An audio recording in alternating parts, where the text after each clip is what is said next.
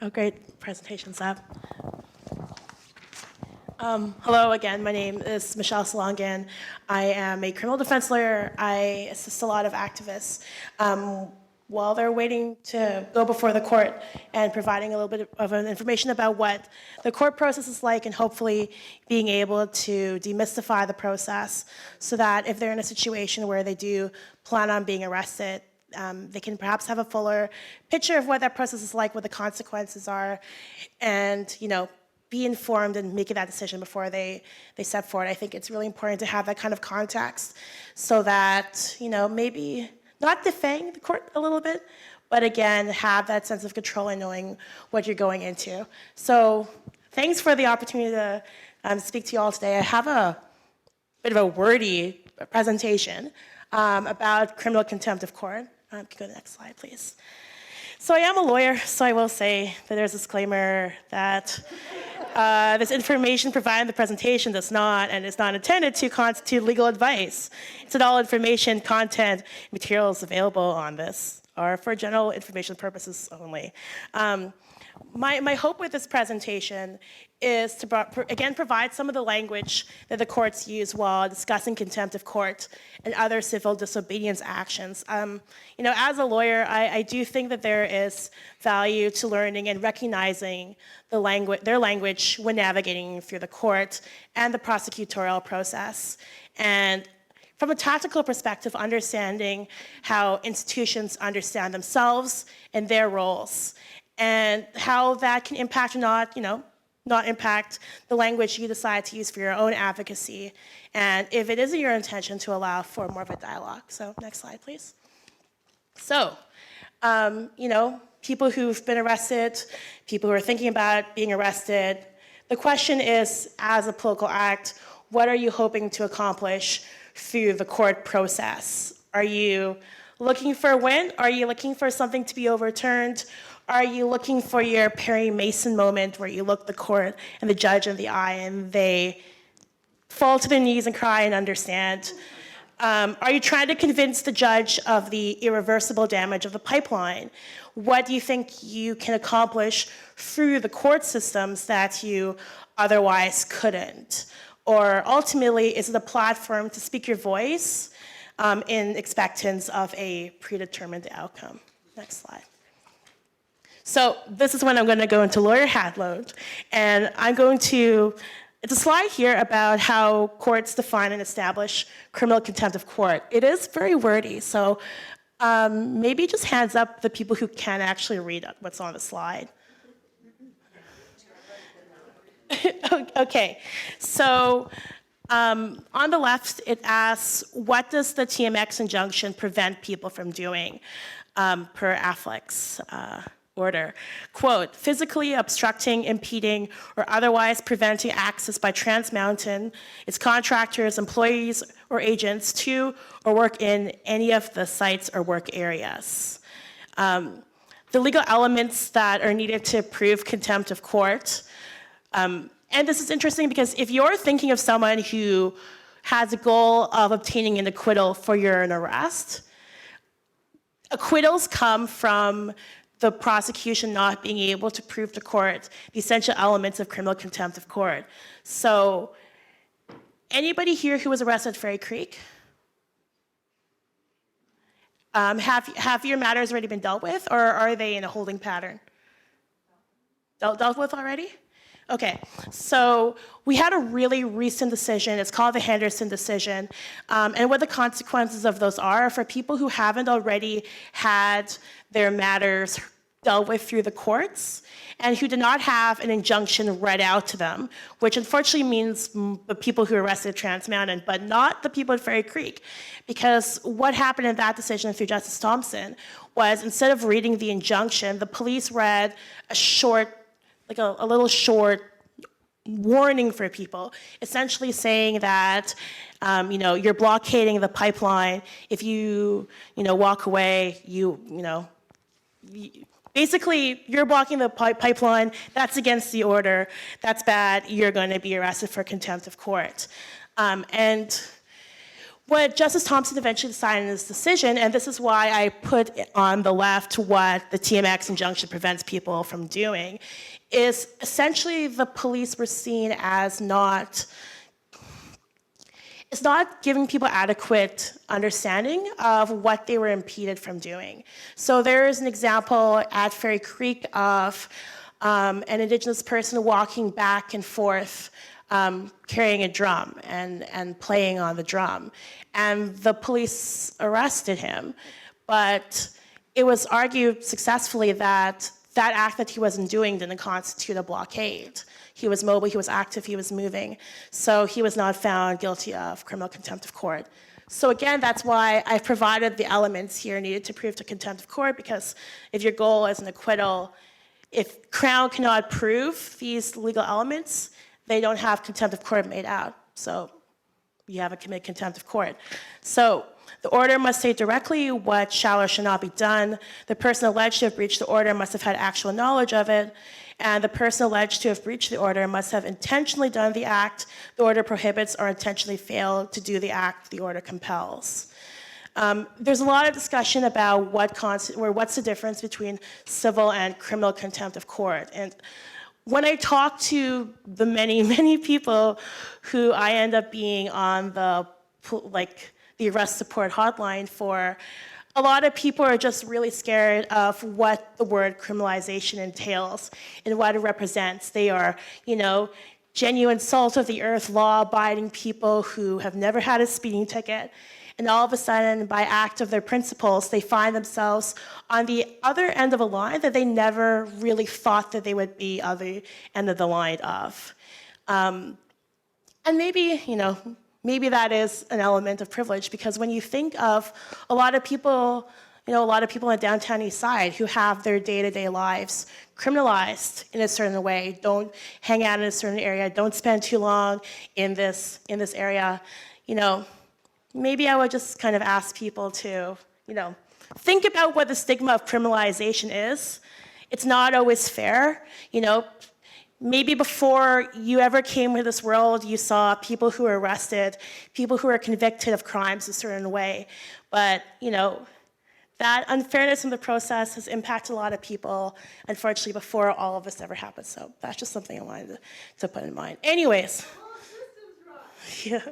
So people kind of steel themselves when they hear the word criminal contempt of court. Criminal, bad, criminal code, criminal charges, criminal record.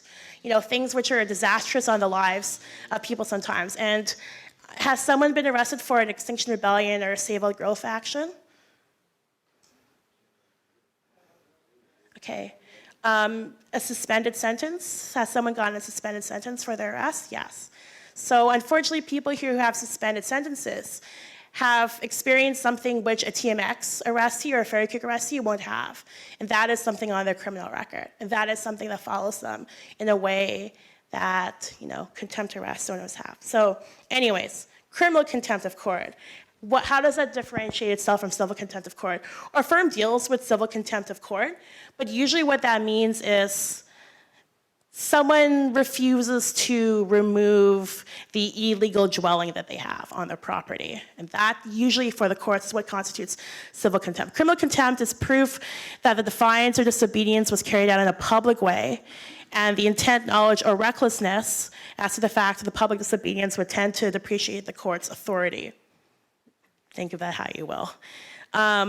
But the Supreme Court said that public defiance is something that transcends the limits of any dispute between particular litigants, which is, it's the cause that you're getting yourself arrested for, simply a private dispute between two private parties, or is it something that is supposed to carry more weight or carry more bearing and carry more relevance? And that broader element of that contempt of court is unfortunately what makes it criminal. So maybe that's the theme of this presentation right here. Next slide. Man, I feel like I'm being such a downer here. So just really quickly, where do courts get their power to prosecute contempt for contempt of court? Criminal contempt, including civil contempt, is not found in the criminal code, and it's the only surviving common law criminal offense, which means that it's developed entirely by the court and not through statute. So you can't see it because it's kind of in the corner on the right-hand side. But basically, it's a quote from one of the Trans Mountain Pipeline decisions. And it quotes Chief Justice Lemaire and McMillan Blodell, which says that while it is indeed possible to conceive of a system where all contempt powers are transformed into codified offenses, such a system will be antithetical to ours, where the Supreme Court of General Jurisdiction plays a general role. The point of this is that the courts are really firm that they want this power to remain within the courts and not something that goes through parliament or democratic processes or the legislature. And I think that that is, something important. Next slide. Yes. So why are courts particularly sensitive to contempt matters versus other offenses? Oh, no. Okay. Because, the courts deal with really serious offenses. Not like criminal offenses. People do really shitty things to each other. So that's the kind of stuff that is usually the bread and butter of what goes through the provincial court. But what's pink in there? I don't know how much of that. So these aren't my words, okay? This isn't what I'm really trying to, but this is what the court says. And it is, public defiance of a court order threatens the rule of law, which is not a guaranteed feature of Canadian life. It needs constant vigilance to be sustained. It is not only judges who have that obligation. It is incumbent upon all members of society. Similarly, the law applies to everyone. No one is entitled to pick and choose the laws or the court orders they will obey because they believe they have a higher obligation. If they choose to do so and offer public defiance of a court order, the judges of this court have a duty to respond to that defiance. It's not me, okay? I didn't write this. I'm just a defense lawyer. The rule of law is directly dependent on the ability of the courts to enforce their processes and maintain their dignity and respect. Next slide. Okay. So this set of lines are actually from XRRS. Because a lot of people have this idea of, civil disobedience, and it's an important thing, and that's what affects social change. And then in your presentation, it shows how, art and public defiance and being in places where you're not supposed to be is what instills and inspires people and plants that seed for people who are just passersby and would not otherwise have been confronted with these issues, and encourages to see things in a new way. So how do courts treat civil disobedience? Civil disobedience is a time-honored measure of communicative action to correct perceived injustices and to right wrongs. Citizens who care deeply and passionately about social justice issues have been real agents, or agents of real and transformative change in the course of human history. Racial and gender equality started with acts of civil disobedience. The suffragette movement for a women's right to vote was one form of civil disobedience. The civil rights movement for racial equality in the States, and the anti-apartheid movement in South Africa, the gay marriage movement, and other social justice movements are but a few among many examples where civil disobedience has been used to affect change. So that sounds great, right? Like, courts, you're cool with civil disobedience? Okay. Like my mom. I was like, I tried to stand up for yourself, except not to me. We can talk about that after the presentation where those videos aren't there. For life.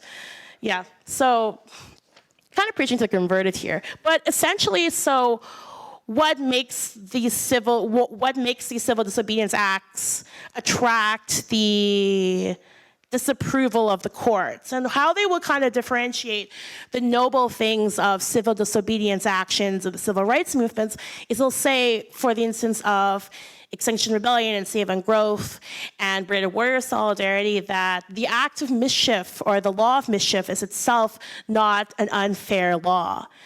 And there's nothing inherently wrong about the law of mischief. So if you were creating civil disobedience and you're being prosecuted for mischief, but it's not the law of mischief that you're protesting against. So then that's a bad. Is that in the slide there? Next slide, please, sorry. Okay, yeah. Therefore, where a protest devolves to civil disobedience which adversely impairs or impacts other citizens in their right of lawful and peaceful movement and their use and enjoyment of public property, there must be accountability in the criminal justice system. And here, the adoption of civil disobedience methods and the promotion of a just cause does not transform illegal actions into legal ones. Sorry. Next slide. Okay, don't worry, I'm reaching the end here. So, examples of unsuccessful arguments at Trans Mountain trials are on appeal, and again, not for lack of trying. And the first one is, sorry, I think you're like, no, because I know that sometimes, I'm gonna say collateral secondary attack, and people are gonna be, it's a not a popular word here. But, so for the courts, generally challenging the merits or the legitimacy of the injunction itself is not going to be a successful argument for the prosecution of contempt of court, because again, they will say that it's an impermissible collateral or secondary attack, and that if it's not in an application to vary or set aside the injunction itself, and it's instead brought up by a proceeding for contempt of court, it's not a defense that the court is going to accept. Because if they say, well, if you dispute the legality or legitimacy of why this order was there, or if it's no longer relevant, then it's your job to put that in an application to vary set aside the injunction. So unfortunately, the court doesn't see prosecution for contempt of court as the venue to advance these kinds of arguments. Other unsuccessful arguments were that arrestees did not intend to obstruct a particular person or vehicle or intend to obstruct all access to the terminal. They believed that the injunction precluded them from exercising free speech as protected in the charter, that the previous Federal Court of Appeal decision had already quashed the NEB approval of the pipeline expansion. And the last one is defense of necessity. Next slide. What about the judge being racist? Not in a criminal contempt of court proceeding. So sorry. So I think that the law in defense of necessity, and I am part of a lot of defense lawyer groups where they kind of talk about when the next opportunity to argue defense of necessity is going to be. You know, some people are of the mind that it's a holding pattern to see if there's other courts in Canada that are, you know, going to offer more fertile ground, because unfortunately what we have with Trans Mountain is not fertile ground for defense of necessity. So unfortunately it is a bit of a developing thing. Because the way that the courts work now is that to be involuntary within the meaning of necessity defense, the wrongful act must be inevitable, unavoidable, and afford no reasonable opportunity for an alternative course of action that does not involve a breach of the law. So, fortunately, it's a really uphill battle, and you know, people who have a lot of more experience than me in terms of navigating the colonial court systems, we're still trying to scratch our heads about when the next juncture of this is going to be. And next slide. You know, this is the theme of this art piece, but the court will respond that alternatives to breaching the injunction exist, and there's a meaty paragraph which kind of explains how you did a bad. Next slide. Oh, sorry, was that it? Okay, that's all right. You didn't have to live through that much longer of that.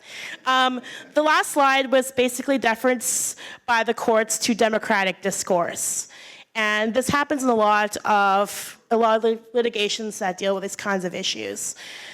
So the quote here from another Trans Mountain pipeline decision is, do I need to subject you all to this? Lastly, I will observe that what seems to have been forgotten is the excuse of necessity is argued in this instance that we live in a robust democracy. Governments change their policy when public pressure is brought to bear, and governments themselves not infrequently leave office following elections and therefore policies of one kind or another change. Okay. So anyways, so the last slide is where does that leave us? So hopefully this bit of a whirlwind tour in terms of how courts understand themselves has maybe given you a bit of an insight to next time you are facing them or having to deal with that, to again understand how courts understand themselves, and then, you know, depending on what your intention is through the court system, you know, how to better have a dialogue, or alternatively, know what they're going to come at you so you know how to respond more effectively. So those are my comments. Thanks.